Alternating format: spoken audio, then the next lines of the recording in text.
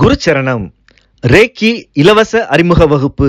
நம் அம்மா doctor மீனாட்சியே MBBS DGO அவர்கள் நடத்தும் ரேக்கி கலை பற்றிய இலவச அறிமுக வகுப்பு 6/6/2024 வியாழன் இரவு 8 மணிக்கு நடைபெற உள்ளது. முன்பதிவு செய்து வகுப்பில் கலந்து கொள்வதற்கு 9845533655 மற்றும் 9341227211 எண்களில் தொடர்பு கொள்ளவும். குருச்சரணம்.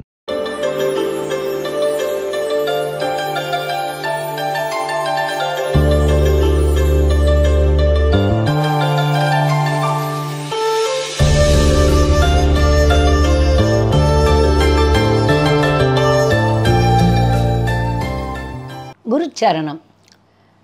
இந்த பதிவை பார்க்குற எல்லா செல்ல குழந்தைகளும், இன்னொரு குழந்தையானது ரேக்கி குழந்தைகள் எல்லாரும் எல்லா வளங்களும் பெற்று நலமோடு வாழணும்னு அந்த அம்மா வேண்டிக்கிறேன். பூஜை பண்ணுறோம் இல்லையா?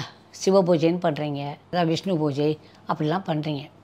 அது முடிவில் என்ன செய்யலாம் அப்படின்னா, நீங்கள் என்ன பண்ணுறீங்கன்னா புஷ்பங்களை வச்சுக்கிட்டு இந்த 2 கைக்குள்ள இப்படி வச்சுக்கிட்டு இப்படி போட்டுட்டிங்கன்னா அது புஷ்பாஞ்சலி. அப்படி பண்ணுறப்ப இப்போ விஷ்ணு பக்தர்கள் எப்படி சொல்லணும் அப்படின்னா, மகாபலி, விபீஷ்ணர், பீமாச்சாரியர், கபிலர், நாரதர், அர்ஜுனர், விஷ்ணு பக்தர்கள் அனைவரும் நாங்கள் கொடுக்குற இந்த பிரசாதத்தை ஏற்றுக்கணும். எப்படி சொல்ல போகிறீங்க? மகாபலி, விபீஷ்ணர், கபிலர், நாரதர், பீஷ்மர், அர்ஜுனர், அதுக்கப்புறம் விஷ்ணு பக்தர்கள் அனைவரும் சொல்லிட்டீங்களா? அதே போல் இப்போ நம்ம பூஜை செய்கிற புஷ்பங்களை சிவ பூஜை முடிக்கிறீங்கன்னு வச்சுங்க. அப்போ ராவணேஸ்வரர், அவருக்கு ஈஸ்வர பட்டம் உண்டு. ஈஸ்வர பட்டம் சிவனுக்கு, இவருக்கு உண்டு, சனீஸ்வரருக்கு உண்டு. 3 பேருக்கு அந்த ஈஸ்வர பட்டம்னு சொல்லுவாங்க. அதை சிவ பூஜையில் பானாசுரன், ராவணேஸ்வரன், சண்டிகேஸ்வரர், நந்திகேஸ்வரர், பிரிங்கி மகரிஷி அப்படின்னு சொல்லி அவங்களெல்லாம் கூப்பிட்டுட்டு இந்த புஷ்பத்தை இப்படி வச்சுட்டு நாங்கள் கொடுக்குற பிரசாதத்தை ஏற்றுக்குங்க அப்படின்னு சொல்லி போட்டிங்கன்னா அது இன்னும் பவர் நீங்கள் செய்கிற பூஜைக்கு. ஏன்னா யாரை நீங்கள் கூப்பிட்டாலும் அவங்க ஆறாவோட நம்ம கரெக்டாகிடும்.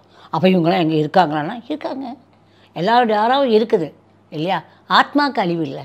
அதனால் எல்லாருடைய ஆத்மாவுக்கும் நம்ம எதை பண்ணுறோம், நம்ம சொல்கிறோம் சண்டிகேஸ்வரா, நந்திகேஸ்வரா, ராவணேஸ்வரா அப்படின்னு சொல்கிறப்ப அதாவது நம்ம அந்த வார்த்தையினுடைய ஒளி, அந்த ஒளி போய் என்ன பண்ணோம், நமக்கு அந்த ஆகாசத்தில் போயிட்டு அப்படியே ரிஜிஸ்டர் ஆகும். ரிஜிஸ்டர் ஆகி நமக்கே அது திரும்ப வரும். புரிஞ்சுச்சாக்கணுங்களா? அதுக்கு தான் இந்த மாதிரி புஷ்பாஞ்சலி பண்ணுறது. 2 கையாலும் பண்ணணும்.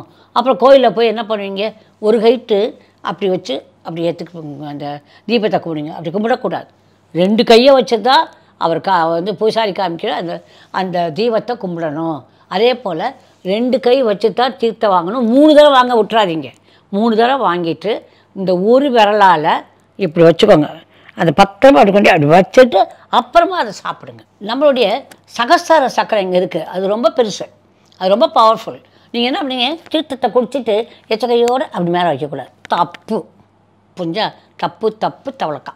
அப்புறம் என்ன பண்ணணும் அப்படின்னா, இந்த தீர்த்தத்தை வாங்கினா அப்போ எப்படிங்க பண்ணுறது, மேலே தெளிச்சுக்கிட்டு அப்புறம் சாப்பிடவா அப்படின்னா, அப்படி செய்கிற புச்சாரி இருந்தால் பண்ணிக்கோங்க. அப்படி இல்லைன்னா இந்த நம்மளுடைய மோத விரலை வச்சு இப்படி வச்சு பக்கத்தில் கொண்டு அதை வச்சுட்டு அப்புறம் அப்படி பண்ணுங்கள். நான் அது ஒட்டாமல் போட்டுக்கிட்டிங்கன்னா சமத்து பிள்ளைகள்னு அர்த்தம். பூஜையெல்லாம் முடிச்சிட்டிங்க, எல்லா சாமிக்கும் பூ வச்சுட்டிங்க.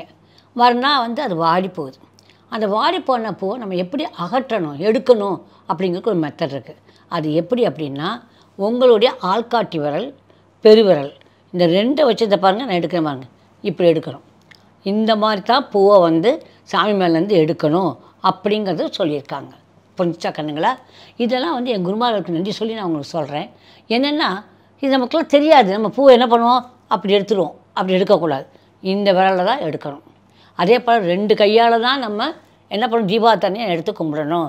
2 கையிட்டு தான் சில பேர் பார்த்திங்கன்னா தன்னுடைய முந்தானி எடுத்து கூட அடியில் வச்சு வாங்குவாங்க, பார்த்துருக்கீங்களா? அது இன்னும் விசேஷம். அப்படி இல்லை அவங்க சட்டை வச்சா வாங்க முடியாது, எப்படி வச்சு வாங்கிக்கோங்க. ஓகே, இது எல்லாத்தையும் செஞ்சோம்னா நமக்கு என்ன பண்ணுறோன்னா அந்த கரெக்டான ப்ரொசீஜரில் வாழ்கிறோன்னு அர்த்தம். புரிஞ்சா? எதுக்காக இதெல்லாம் நான் சொல்கிறோம் அப்படின்னா, இதெல்லாம் நாங்களும் செய்கிறோம், நீங்கள் செய்யுங்க, உங்களுக்கு நல்லது நடக்கும், அவ்வளோதான். எந்த விதமான இதையும் நான் ஃபாலோ பண்ண மாட்டேன், என் இஷ்டத்துக்கு டும்கான்னு வாழுவேன்னா அது பிரயோஜனம் இல்லை கண்ணுங்களா? புரிஞ்சுதா? ஒரு மனிதனுடைய நல்ல வாழ்க்கை எதிர அமையும்னா அவன் இறக்குற பார்த்தா அதை பார்க்க முடியும். புரிஞ்சுதா? எனக்கு 3 நாளைக்கு முன்னால் ஒரு நியூஸ் வந்துச்சு. ஒருத்தர் உட்காந்துருந்தார், அப்படியே போயிட்டாராம். அது எவ்வளோ பெரிய புண்ணியம் இல்லையா? மகா கோடி புண்ணியம் பண்ணாலும் அந்த மாதிரிலாம் போக முடியும். அது ஓல்டேஜ் வந்து நல்லா வாழ்ந்து பேரம்பேத்தியெல்லாம் பார்த்தாலாம் பண்ணுறது.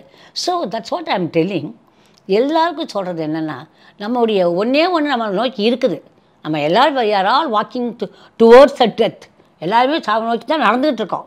ஏஜஸ் ஆகுது, நமக்கு வந்து ஞானம் கிடைக்குது, அனுபவங்கள் கிடைக்குது. அப்போ அது என்ன பண்ணுவோம், சில விஷயங்களை நாங்கள் சொல்கிறோம், அதை எடுத்துக்கோங்க. எனக்கு வயசாச்சுல, சொன்னால் கேட்டுக்கோங்க கண்ணுங்களா.